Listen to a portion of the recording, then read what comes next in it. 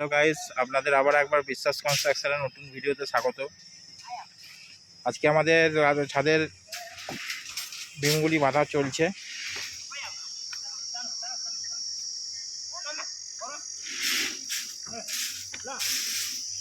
এদিকের এই বিমটি কমপ্লিট হয়ে গেছে।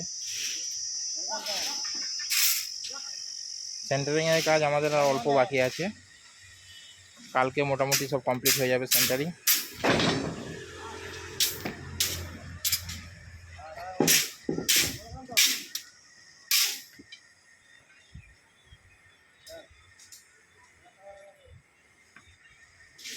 এদিকে এইটুকু খাটালটা বাকি আছে, এই দুটো খাটাল বাকি আছে, সঙ্গে সিঁড়িটা বাকি আছে।